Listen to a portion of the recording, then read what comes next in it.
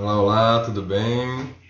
Sejam todos bem-vindas e bem-vindos. Para quem está chegando agora na Escola da Pelve, não me conhece ainda, eu sou o professor Mauro, idealizador da Escola da Pelve, que é a sua escola de fisioterapia pélvica e sexologia funcional online.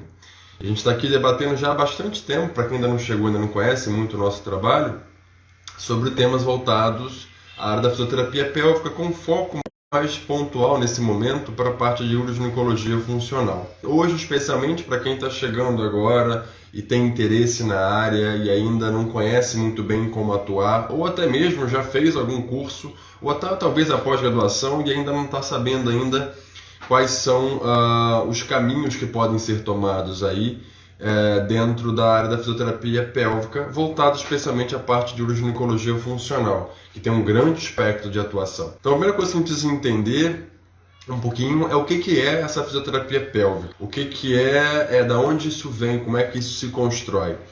Para a gente poder falar sobre a uroginecologia funcional, a gente vai precisar primeiro entender que a uroginecologia funcional ela vem da saúde da mulher, que é uma área, né, uma área de especialização que nós temos na fisioterapia e a área ao qual a fisioterapia em uroginecologia funcional está vinculada de uma forma, vamos dizer, chancelada, né, pelo nosso Conselho Federal de Fisioterapia, o nosso COFITO, né?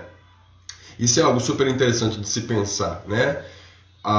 E aí o que aconteceu? Com esse movimento crescente da fisioterapia uroginecológica que vem acontecendo desde a década de 40, com os trabalhos realizados por Arnold Kegel, que foi um uroginecologista, e fizeram os famosos exercícios de Kegel, ou Kegel, como vocês queiram chamar, que são exercícios de contrações perineais, né? Que foram popularizados e muita gente conhece. É importante, inclusive, entender que isso não se trata de fisioterapia, né? Isso é uma orientação médica e orientações cabem a profissionais de saúde, né? Então não está nem errado pensar nesse ponto de vista, porque não é uma competência exclusiva do fisioterapeuta o exercício, né? Exercício muscular. Isso aí tem vários trabalhos que podem ser elaborados a partir daí, né? Inclusive até a própria sociedade de incontinência, né, de continência, perdão, que é a AICS, a Sociedade Internacional de Continência, ela traz uma terminologia que é um pouco confusa e, na verdade, dá espaço para outras áreas atuarem também, né? Tanto é que ela chama o que nós chamamos de fisioterapia ou cinesioterapia do assoalho pélvico, a ICS chama de treinamento dos músculos do assoalho pélvico. E treinamento não é uma competência exclusiva do fisioterapeuta, né? Isso faz com que a nossa área, inclusive, tenha algumas aberturas. Quando eu falo nossa área, eu falo da área da pelve, ela acaba tendo um pouco de abertura para outros profissionais, né, que não são fisioterapeutas, como a enfermagem ou talvez até a própria medicina, né? Isso é um ponto interessante para a gente poder entender que nós precisamos ficar atentos a essa área, que é uma área que nós, quando pensamos em processos terapêuticos e em exercício terapêutico, é um lugar que vai passar a nos caber, né? Então, quando eu falo em uroginecologia funcional, eu estou falando em uma área que é especificamente voltada à saúde da mulher, e agora eu poderia incluir também os homens trans, tá? Então eu poderia fazer uma inclusão dentro dessa área, porque a uroginecologia ela está falando de uma estrutura do corpo, né? E especificamente a área urogenital, trato geniturinário, né? E a área urogenital. E quando eu falo em trato geniturinário, né? E a estrutura urogenital, essas estruturas elas são compatíveis, né? Das mulheres, né? Que a gente poderia chamar das mulheres cis, né? E dos homens trans, que são homens que têm, né, estrutura urogenital, né, do sexo feminino, né? Então são pontos aí que hoje talvez tragam um pouco mais de novidade, e é super interessante pensar nessa população dos homens trans também, porque também acontece algumas alterações que são inerentes, inclusive, ao processo ao qual eles enfrentam literalmente a sociedade, né? Como a restrição de banheiro público, por exemplo. Isso pode trazer, por exemplo, alterações da função miccional para esses homens, por conta de não conseguir ter um acesso ao banheiro como deveria acontecer, né? Então, a gente sabe que isso são questões que já estão sendo vistas, né? A gente tem esse levantamento mais clínico, mas já tem pontos aí de alguns trabalhos científicos que apontam a população de homens trans apresentando algumas alterações da função do trato urinário inferior. Então, a gente não pode excluí-los de fato, né? Mas, voltando a gente pensando, né, no nosso eixo que talvez tenha maior dimensão de atuação, então talvez valha a gente pensar um pouco nisso, da dimensão da atuação. A uroginecologia funcional, ela vai abordar então o trato gênito-urinário, né? Isso é uma coisa importante. O trato gênito-urinário é dito feminino. Quando eu penso feminino aqui, eu falo biologicamente feminino, né? Então eu vou pensar nas estruturas do trato urinário inferior, especialmente, que é onde nós vamos atuar. Então isso vai envolver a região da bexiga, a região da uretra e a região esfincteriana, né? Então essas relações aí são relações ao qual a gente consegue identificar aonde vai estar a atuação da fisioterapia, de alguma forma. Mas quando a gente extrapola um pouquinho, a gente pode dar um passo, porque a uroginecologia, ela na verdade, ela permeia a própria ginecologia, né? Quando eu falo em uroginecologia mais pontualmente, eu estou pensando especificamente em pontos bem determinados, né? Eu estou pensando em pontos específicos aqui, que seria, por exemplo, nessas alterações do trato urinário inferior, né? E aí, quando eu falo em alterações de trato urinário inferior, a gente pode atuar em qual área, Mauro? Quando você fala em trato urinário inferior, eu estou chegando agora, eu não faço ideia do que sejam essas alterações do trato urinário inferior, né? Se a gente fosse pensar quais são as funções do trato urinário inferior, seria o armazenamento e o esvaziamento, né, da bexiga, né? Então são esses dois pontos importantíssimos a se reconhecer, que são as funções do trato urinário inferior, que é armazenar a urina e esvaziar a bexiga de urina, né? Então, se eu for pensar que a função está no armazenar e no esvaziar, todas as alterações no armazenamento e no esvaziamento são alterações factíveis, né, à atuação da fisioterapia. Umas com maior nível de sucesso, outras com menor nível de sucesso. E quando eu falo dessa questão de sucesso, onde a gente quer chegar exatamente? A gente pode apontar aqui, por exemplo, uma das alterações de trato urinário inferior mais prevalente, né, na sociedade, a ponto de ser um problema de saúde pública, tá? Que é a incontinência urinária. A incontinência urinária de esforço, mais precisamente, é uma incontinência que está presente em 40% das mulheres acima de 60 anos de idade. Obviamente, quando eu falo 40% de mulheres acima de 60 anos de idade, eu estou referenciando uma literatura pontual. Certamente, quem tem um pouco mais de conhecimento fala assim, Mauro, esse dado não é um dado tão correto. Na verdade, é correto dependendo do ponto ao qual eu tenho como referência, né? Então, na verdade, a literatura ela pode variar sim um pouco, né? A gente não tem nada, uma coisa... A ciência ela é mutável, né? Então, os dados que nós temos até hoje, claro que vai ter uma variabilidade, mas de forma geral, a gente pensaria nesse aspecto. Então, se eu fosse pensar numa população de mulheres acima de 60 anos de idade, a cada 10 mulheres que eu vejo, 4 mulheres podem apresentar essa incontinência urinária, sem contar que essas manifestações de perda urinária, elas já acontecem desde uma faixa etária muito anterior, porém, as manifestações elas são autolimitadas. Isso são pontos interessantes a se pensar, né? Algumas vezes podem não ser autolimitadas. Quando elas não são autolimitadas? Então aqui a gente apontou uma população importante, né? Nós estamos um país que já começa no processo de envelhecimento, né? Nós temos uma população idosa gigantesca, isso está num crescente. O Brasil ainda não é um país de pessoas velhas, como acontece em alguns países da Europa, mas a nossa tendência é que isso aconteça, né? Menos pessoas nascendo, mais pessoas envelhecendo, então naturalmente essa população vai demandar de mais cuidado. Não à toa, a área da gerontologia é uma área de grande possibilidade de trabalho da fisioterapia e das outras áreas de saúde também, né? E aqui nesse nicho, mais especificamente, é a gerontologia cruzada, né? Com essa intersecção aqui da gerontologia com a uroginecologia. Esse match, né? Essa relação entre essas duas áreas, disciplinas, né? elas são muito interessantes de se pensar porque elas têm muitas questões que aparecem, porque o envelhecimento da mulher, ele traz muitas alterações desse trato geniturinário, inclusive não só trato geniturinário, como também do aparelho sexual também, né? Quando eu falo aparelho sexual, porque existe uma alteração do trofismo vaginal por questões de alterações hormonais, por exemplo, né? E a própria prática sexual reduzindo um pouco mais faz com que esse endotélio vaginal, né, ele seja um endotélio menos renovado, né? Uma vez que eu for pensar numa prática sexual um pouco mais regular, eu vou ter um trofismo naturalmente mais estimulado. Então essa mucosa vaginal, vamos dizer assim, ela vai tender a ser uma mucosa melhor porque ela está sendo mais usada. Na verdade, a gente está falando aqui sobre um aspecto chamado, a gente chama de hipotrofia por desuso ou atrofia por desuso, né? Isso acontece no nosso corpo inteiro. Isso não vai ser diferente, né? No nosso aparelho sexual especificamente, não vai ser diferente. Então, se eu tenho menos uso, automaticamente a qualidade da função vai declinar. Ora, se eu resolvo virar uma pessoa sedentária e fico aí um mês sem fazer exercício nenhum, quando eu resolver correr, certamente eu não vou conseguir andar a correr 100 metros, eu vou ficar muito cansado e não vou conseguir ter força para isso.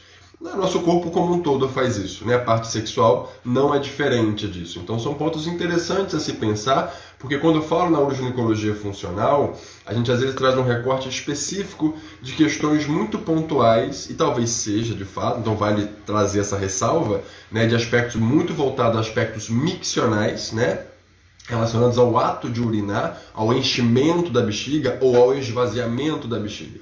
Só que, junto com isso, tem outras tantas alterações. Pense em você. Imagina se a gente for fazer, mais uma vez, as intersecções entre as áreas. Então, vou fazer uma intersecção. Eu já fiz para vocês uma intersecção que é entre a uroginecologia e a gerontologia. Entenderam essa relação? A gente pode fazer uma intersecção agora entre a uroginecologia e a sexologia. Por quê? Imaginem vocês, né, uma prática sexual onde essa mulher tem incontinência urinária. De esforço. Então, habitualmente, essas mulheres com incontinência urinária de esforço, elas tendem a apresentar perda de urina durante o intercurso sexual. Então, olha que interessante. Então, quando eu falo disso, quando eu falo da incontinência urinária, quando eu falo da uroginecologia, eu estou falando em queixas urinárias? Estou. Mas eu estou desprovendo, né? Melhor. Estou desprovendo, acho que não está muito bom, desprovendo não está a palavra boa, mas eu estou destituindo o olhar para as outras áreas de relações, por exemplo. Então, quando eu penso na sexologia funcional, e existe sim uma prevalência de mulheres que apresentam incontinência urinária de esforço e que durante o ato sexual também tem perda urinária. Então vejam bem que a incontinência urinária ela é um grande carro-chefe da fisioterapia em uroginecologia, né? Porque a dimensão que ela traz é muito grande, né? A gente tem que pensar, a primeira coisa que a gente precisa pensar que a incontinência ela é uma manifestação que atravessa a vida social das pessoas. Por que atravessa a vida social das pessoas? Porque só basta a gente pensar numa coisa muito pontual. O que nós temos que nos faz sermos seres sociais? Um dos atributos que nos constrói como sendo seres sociais é a nossa continência. Aos 2 anos de idade, mais ou menos, vocês passaram a ser continentes. Por quê? Deixou de ser legal vocês estarem no meio da sala e fazerem xixi no chão. Ou seja, isso tornou algo que perde a sociabilidade. Né? Um xixi no chão da sala, ele não é um xixi que vai ser bem visto mais. Né? Então essa fase, né, de continência, ela traz, essa aquisição da continência, ela é um mecanismo de sociabilidade humana. Né? E quando eu falo humana, é porque é humana mesmo. Os animais não têm essa relação de sociabilidade a partir da continência. Muito pelo contrário, eles se comunicam pelo odor da urina. E eu poderia até dizer que nós, em algum ponto específico, também temos essa comunicação. Não vou entrar nessa seara antropológica aí, dessa construção aí, né? Mas seria algo também a se pensar, né? Das queixas urinárias serem comunicativas também.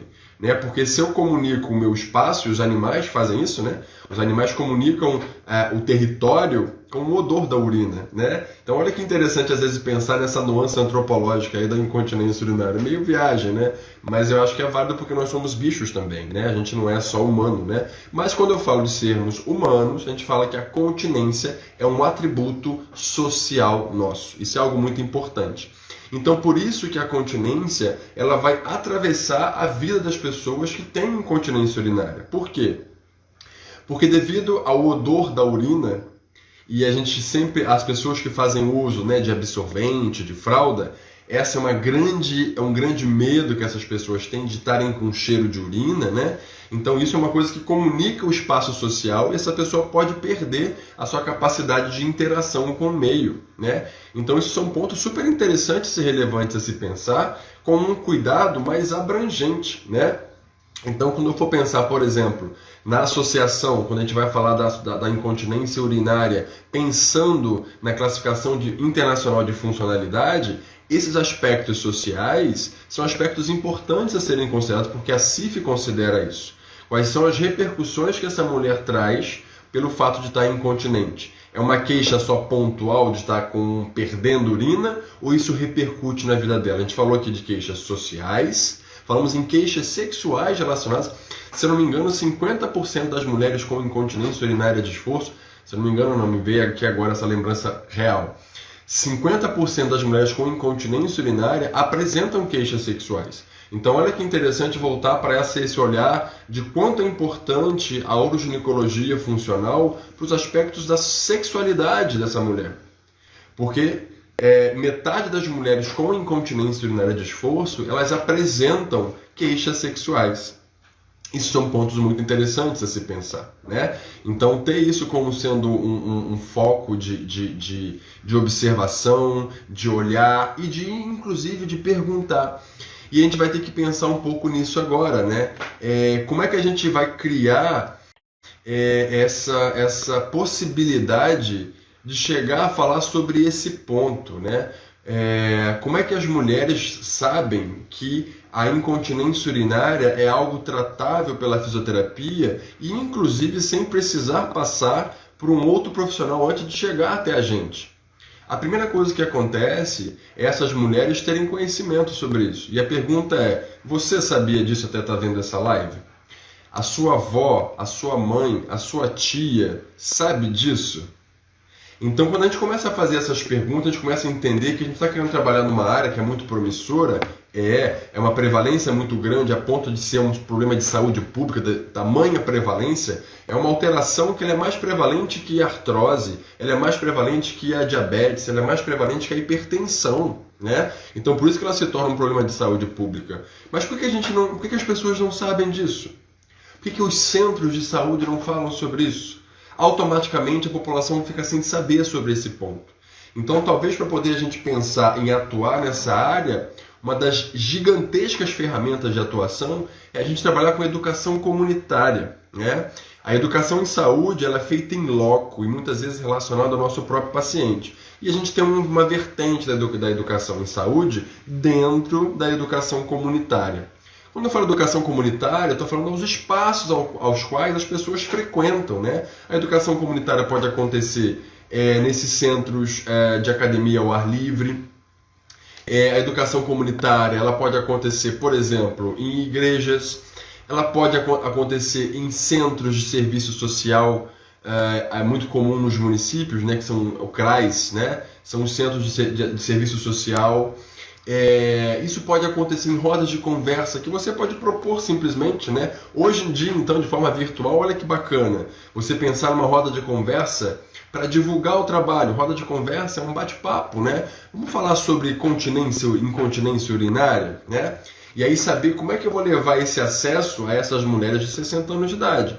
Quando eu falo em um artifício virtual, né? Uma interface virtual, será que todas essas mulheres de 60 anos de idade vão chegar a esse espaço?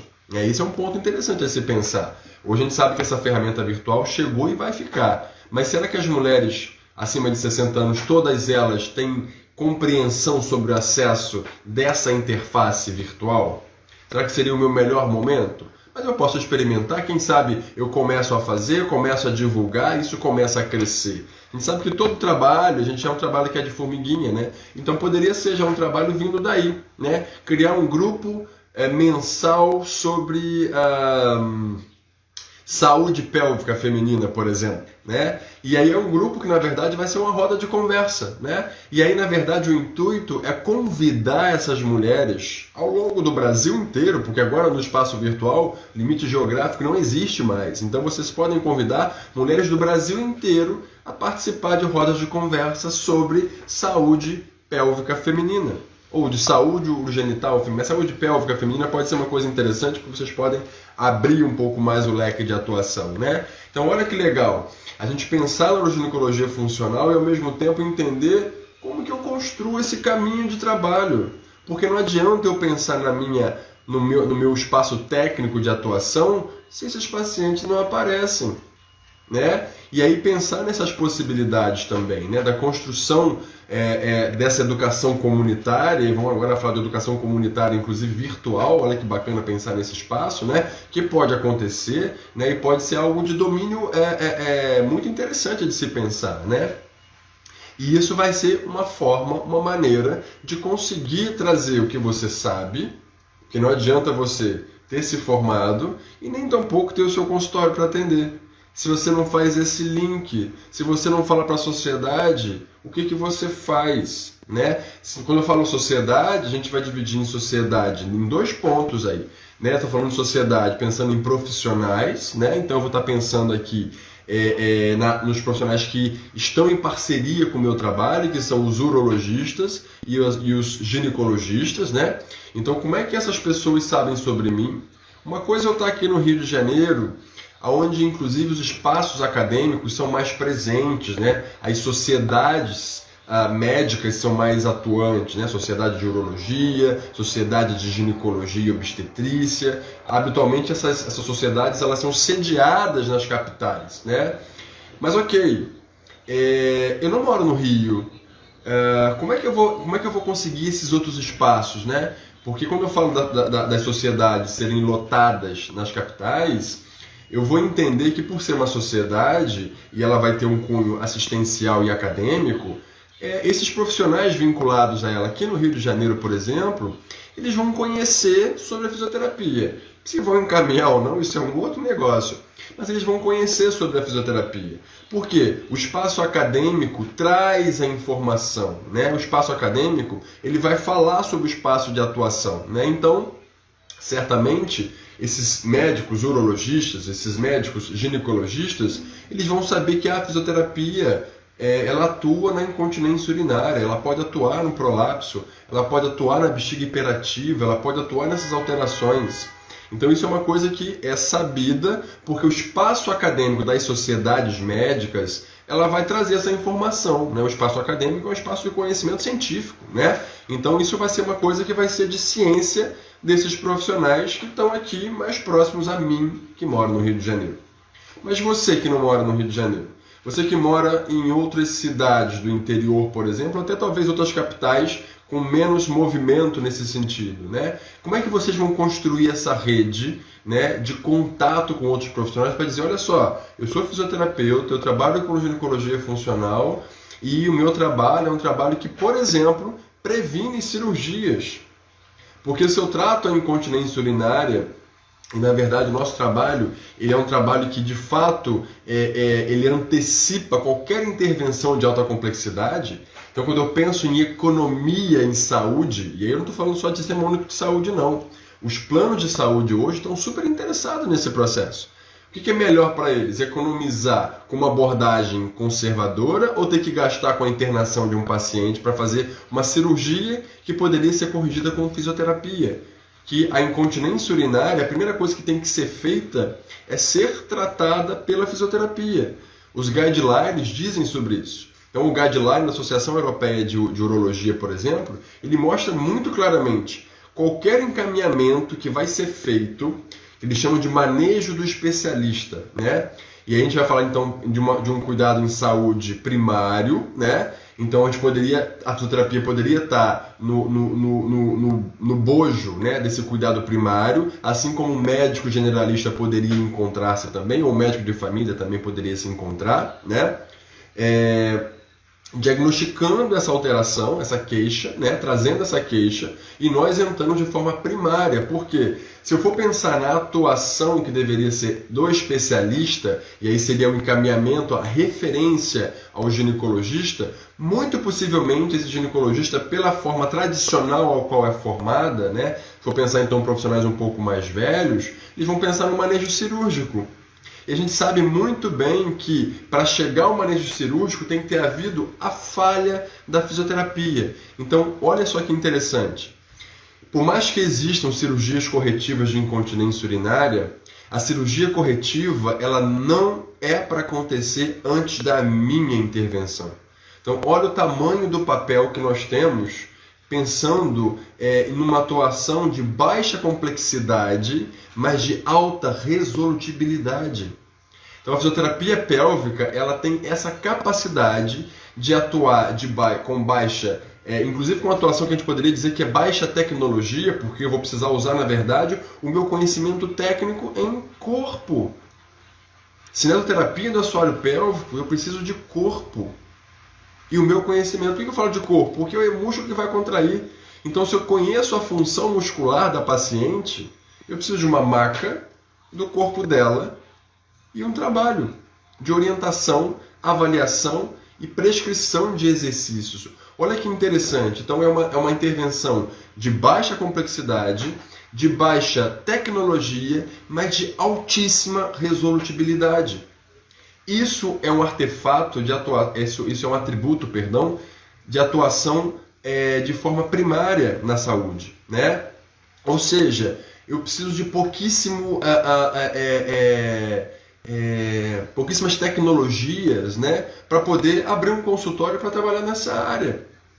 Então vejam bem, a nossa capacidade de atuação ela vai a ponto de impedir uma mulher a fazer um procedimento cirúrgico. E vejam bem, né, eu não estou dizendo que não possa precisar, que não é esse ponto.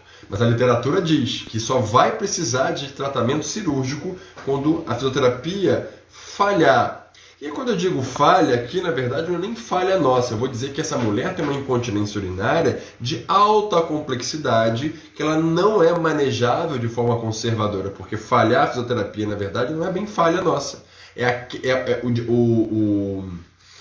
A manifestação, né, da incontinência dela é grave, né? Então eu posso entender, na verdade, que não é bem falha, porque isso é uma coisa importante sobre nós fisioterapeutas.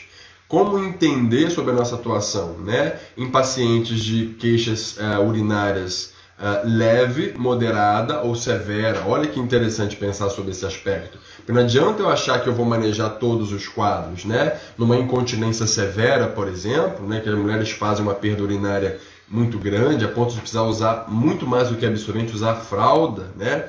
Então, certamente, isso já dá informações aí de outras alterações para além do que eu conseguiria trabalhar com o assoalho pélvico. Porque o trabalho da uroginecologia funcional, ele é baseado na atuação da fisioterapia do assoalho pélvico, né? E aí, quando eu falo assoalho pélvico, eu estou falando em atuação voltadas à cinesioterapia do assoalho pélvico, que são os exercícios terapêuticos do assoalho pélvico, que em nada tem a ver com exercícios de Kegel ou Kegel, ou meramente treinamento dos músculos do assoalho pélvico. Tá? Isso são termos genéricos, podemos utilizá-los? Podemos, a literatura científica utiliza, mas isso fala de fisioterapia? Não fala. Porque treinamento muscular na academia faz, é quem faz educador físico. Por que ele não poderia treinar o assoalho pélvico? É algo específico de alguma área? Não sei. Então olha que interessante eu dizer qual é o meu trabalho. Né? Quando eu falo do meu trabalho, eu falo que eu vou fazer um trabalho de exercícios terapêuticos. Exercício terapêutico ele vai exigir que você consiga identificar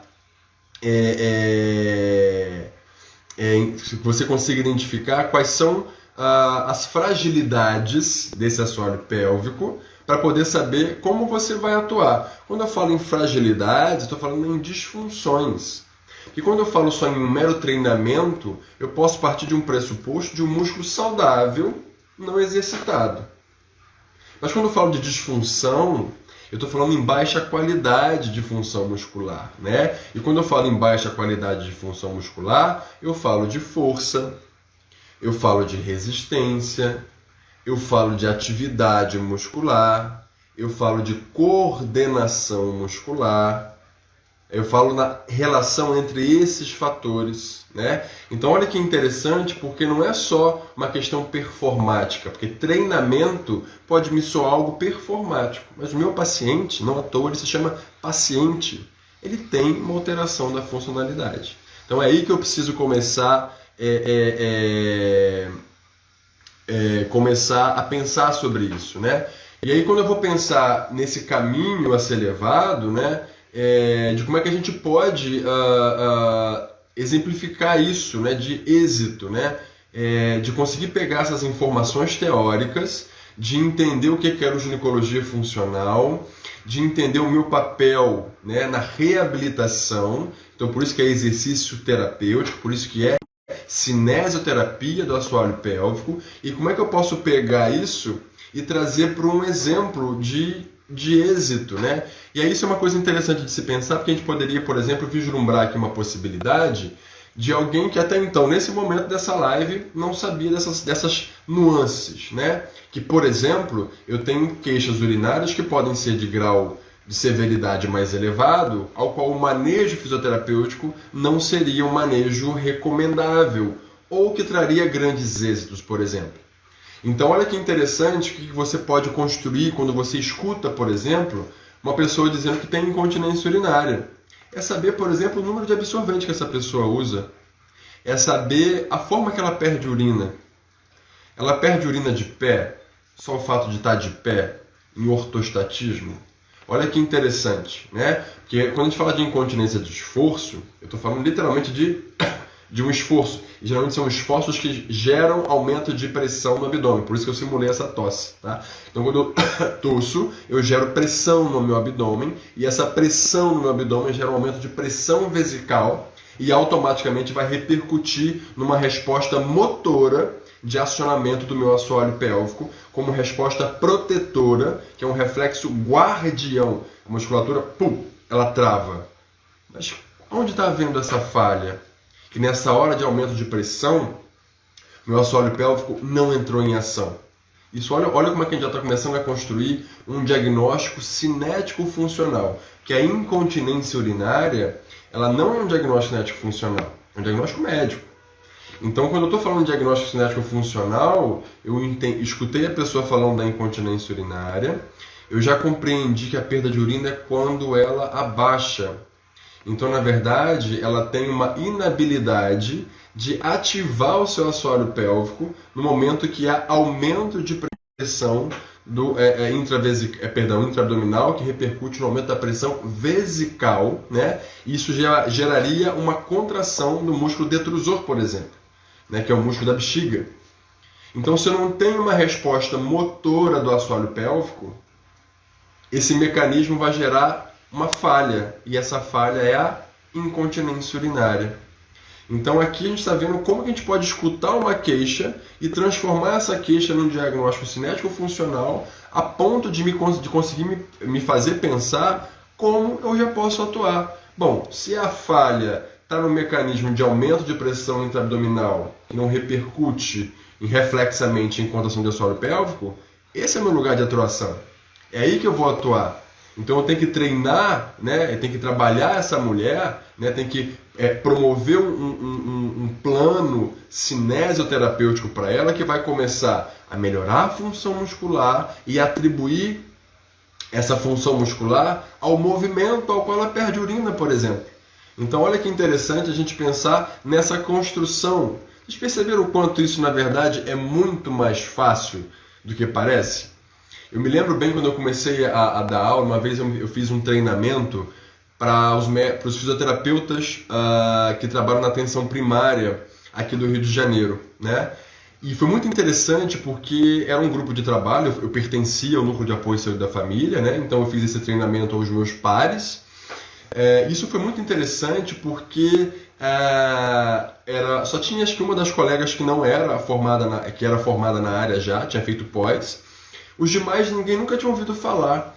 E todo mundo ficava muito assustado com aquela informação, né? Como é que eu vou tratar incontinência urinária? Como é que é isso? É porque, na verdade, a gente sempre está pensando, a gente traz às vezes um olhar que é um olhar um pouco voltado da fisioterapia musculoesquelética, por exemplo. Eu posso trazer esse mesmo olhar, que quando eu pego a musculoesquelética, eu vou pensar aqui também nos músculos do assoalho pélvico, músculo esquelética, e na pelve, osso.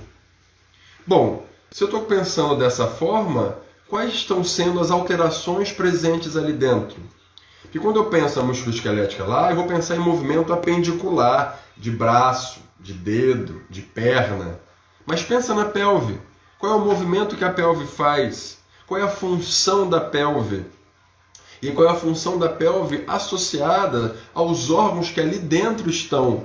É de contenção, é de continência, é de manter aqueles órgãos presos ali dentro, em função, né? Opa, então olha como é que eu estou começando a pegar a ideia da fisioterapia musculoesquelética e trazer também para cá. Porque se eu for pensar na função do braço, né, do meu bíceps, é de esticar, flexionar. Então vamos trazer essa mesma função para a pelve. Qual é a função desses ossos que estão aí? É um arcabouço, né? É de bacia. Olha que legal o termo bacia. Porque bacia cabe coisas dentro. A bacia era uma estrutura contentora. Eu boto coisas dentro dela e as coisas não vazam dali. A gente não usa o termo bacia para falar da pelve, popularmente chamando de bacia, né? Ah, estou com um problema na bacia, né? Então a bacia, na verdade, é uma estrutura contentora. Então esses órgãos, eles estão contidos pela bacia, são contidos pela pelve, e o chão dessa bacia é feito pelo assoalho pélvico. A beirada da bacia é feita pelos ossos, pelos ilíacos, né? Que se fundem na frente, na articulação do pubis e se juntam com o sacro atrás da articulação sacroiliaca, mas quem está na base da bacia é o assoalho pélvico. E é ele que vai dar essa contenção a essas estruturas. Então olha que interessante a gente pegar a ideia da fisioterapia musculoesquelética, que é muito mais palpável, né? Quando a gente fez faculdade, a gente viu biomecânica, uma área de grande atuação de boa parte das pessoas que acabam de se formar é a área musculoesquelética, é a área da ortopedia, né? Então, ela é mais palatável, né? Certamente os primeiros estágios aos quais vocês fizeram foram estágios de ortopedia, então certamente vocês aprenderam primeiro sobre movimentos de membros superiores e inferiores, né? Mas vamos associar isso para agora para a pelve. Olha o quanto isso é aplicável e olha o quanto é fácil e manejável. Então, perceberam a construção, né, desse caminho de olhar a pelve com mais naturalidade, com mais facilidade de manejo? Né? Então a gente aqui conseguiu ter um olhar cinético-funcional para a queixa de incontinência urinária, transformando isso, né, a incontinência urinária numa inabilidade, numa limitação do assoalho pélvico de responder sobre aumento de pressão do abdômen, né? Isso seria um déficit no reflexo guardião, né, que é um reflexo de proteção. Então já entendi que isso pode acontecer e entendi também como é que eu raciocino a partir do ponto de vista da fisioterapia musculoesquelética, até mesmo pegando da ideia da ortopedia, da reabilitação muscular, meramente pensando, trouxe para a pelve. Pelve, bacia. Bacia, o entorno são os ilíacos e o fundo da bacia é o assoalho pélvico. Qualquer alteração nessas estruturas podem levar a uma incapacidade de conter a água nessa bacia, que seriam os órgãos aí dentro, ou a própria urina dentro da bexiga. Olha que interessante, né? Então, se eu tenho um furo ali, ou seja, se eu tenho uma inabilidade do assoalho pélvico de conter, vai pingar. Então, eu preciso corrigir aquela alteração que existe ali, né? Então, esses são os caminhos que são caminhos, vocês perceberam o quanto isso é fácil. Agora, eu preciso, na verdade, investigar. E o que eu fiz com vocês aqui é construir um processo investigativo. Primeira coisa foi traduzir o diagnóstico médico em um diagnóstico cinético-funcional e compreender como que eu posso atuar a partir de um olhar simples da fisioterapia musculoesquelética. Trouxe o olhar para a pelve.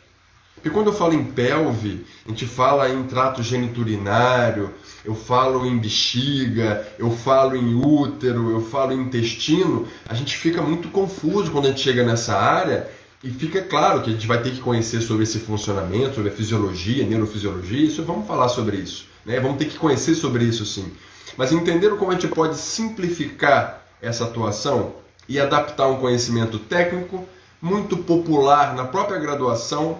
Certamente os seus estágios passaram pela ortopedia, e olha o quanto você pode pegar esse conhecimento e trazer para a pelve. E aí começar a conhecer mais, aí conhecer um pouco mais sobre esses órgãos que estão ali dentro, qual é a função deles, qual o mecanismo de ação e interação com o músculo. Olha que bacana. Porque nesse caso existe uma conexão direta da função de órgãos com o músculo. Diferente daqui, que é só uma mera contração, né, do bíceps, por exemplo, quando eu falo no assoalho pélvico, ele está conectado a um órgão, a bexiga. E eles funcionam de forma coordenada e sinérgica. Talvez isso assuste um pouquinho no início, mas a gente vai pensar de que isso pode ser desmistificado. Como? Tendo conhecimento teórico para isso. Eu desmistifico a minha atuação quando eu conheço a teoria que existe por trás desse corpo, dessa função, e eu trago isso para a parte técnica assistencial.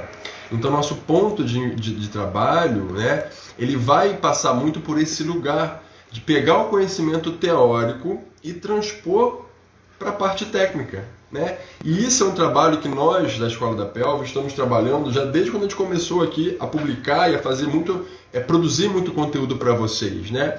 A gente está vindo cada vez mais trazendo mais oferta, não só de conhecimento, que vocês podem consultar o nosso feed e ver o quanto tem de informação só no feed. A gente, na verdade, está construindo um processo de educação dentro do Instagram. Se vocês olharem, cada publicação ela tem a capacidade de gerar algum conhecimento diferenciado ao qual vocês tinham, ou complementar, ou ser de fato algo inovador. Isso é uma coisa que nós estamos tendo esse compromisso com vocês. Tchau, tchau. Uma boa segunda para vocês. Para quem está descansando, bom descanso. Beijo grande para vocês. Nos vemos em breve. Tchau, tchau.